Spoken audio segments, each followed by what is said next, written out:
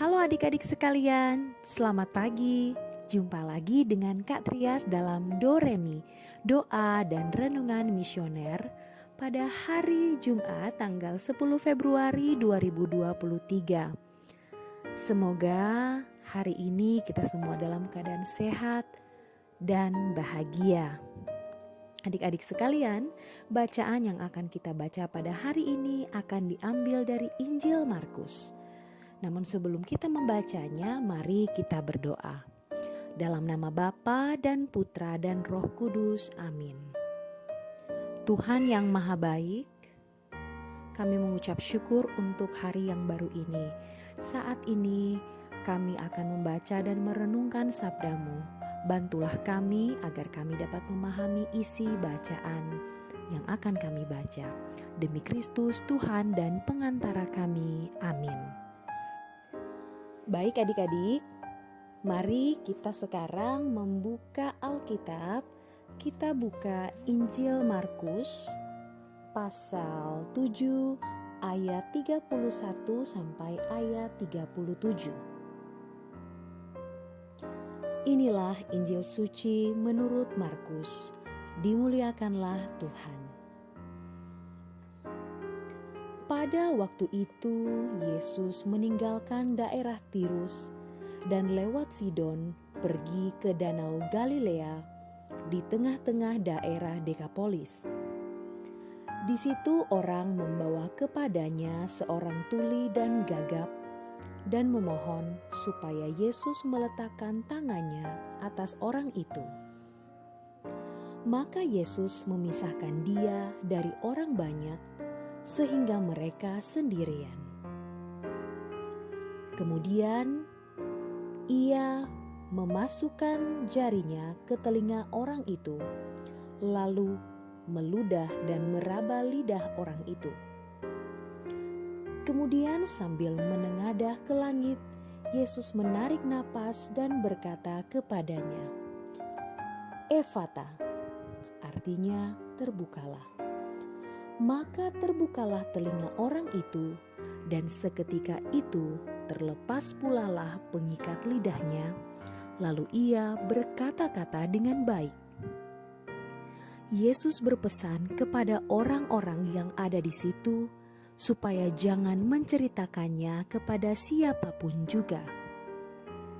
Tetapi makin dilarangnya mereka, makin luas mereka memberitakannya. Mereka takjub dan tercengang dan berkata, "Ia menjadikan segala-galanya baik, yang tuli dijadikannya mendengar, yang bisu dijadikannya berbicara." Demikianlah sabda Tuhan. Terpujilah Kristus. Adik-adik sekami yang dikasihi oleh Tuhan Yesus Kristus, hari ini kita sudah mendengar bacaan Injil tentang Yesus menyembuhkan orang tuli dan gagap yang dibawa kepadanya. Injil hari ini sungguh indah.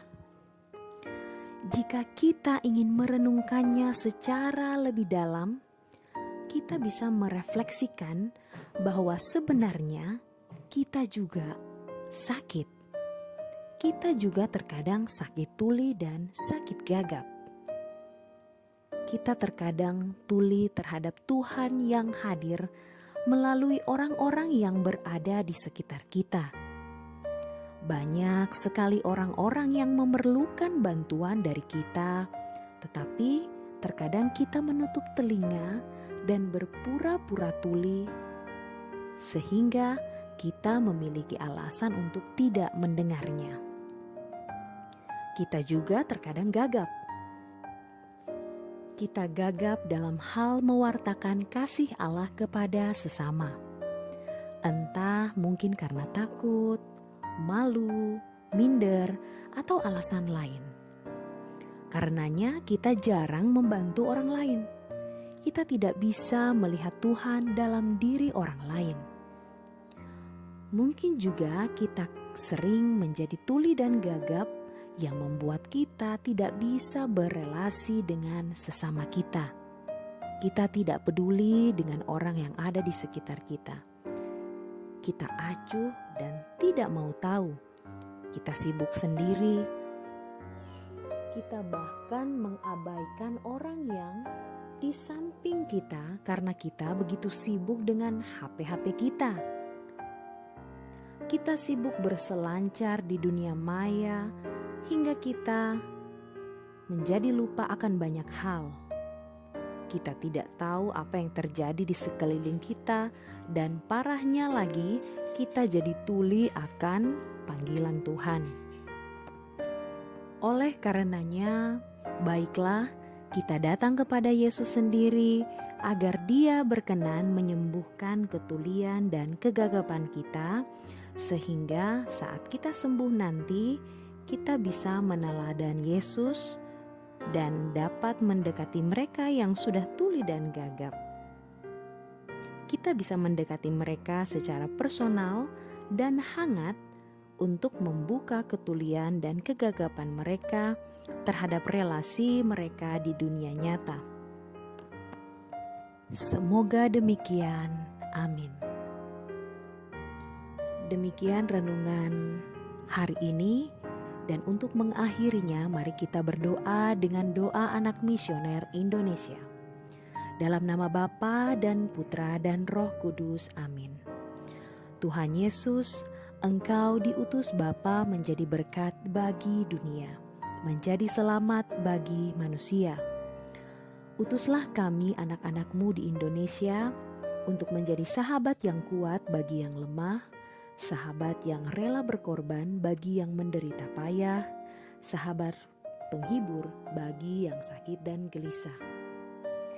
Tuhan Yesus, kami pun ingin menjadi utusan-utusan kecil-Mu, teman setia bagi yang tersingkir terlantarkan, teman bicara bagi yang kesepian dan terlupakan, sobat yang gembira bagi yang sedih dan susah, sobat penuh penghargaan bagi yang tak dicintai. Tuhan Yesus, utuslah kami kini dengan bantuan Roh Kudus-Mu menjadi garam dan ragi yang baik, menjadi terang dan obor yang cemerlang, membawa kegembiraan dan pengharapan. Tuhan Yesus, kuduskanlah badanku dan sucikanlah jiwaku. Ku persembahkan diriku padamu hari ini, berkatilah semua anak dimanapun juga. Berkatilah semua orang yang kami jumpai, siapapun juga. Amin. Bapa kami yang ada di dalam surga, dimuliakanlah nama-Mu. Datanglah kerajaan-Mu, jadilah kehendak-Mu di atas bumi seperti di dalam surga. Berilah kami rezeki pada hari ini, dan ampunilah kesalahan kami, seperti kami pun mengampuni yang bersalah kepada kami. Dan janganlah masukkan kami ke dalam pencobaan, tetapi bebaskanlah kami dari yang jahat. Amin. Salam Maria, penuh rahmat Tuhan sertamu. Terpujilah engkau di antara wanita, dan terpujilah buah tubuhmu Yesus. Santa Maria Bunda Allah, doakanlah kami yang berdosa ini, sekarang dan waktu kami mati. Amin. Kemuliaan kepada Bapa dan Putra dan Roh Kudus, seperti pada permulaan, sekarang, selalu, dan sepanjang segala abad. Amin. Dalam nama Bapa dan Putra dan Roh Kudus. Amin. Adik-adik sekalian, demikian Doremi kita pada hari ini. Kita akan berjumpa lagi pada Doremi yang berikutnya. Pesan Kak Trias, tetap waspada akan musibah yang terjadi pada akhir-akhir ini. Kuat di dalam iman, semoga kota Jayapura selalu aman. Tuhan Yesus memberkati. Selamat beraktivitas.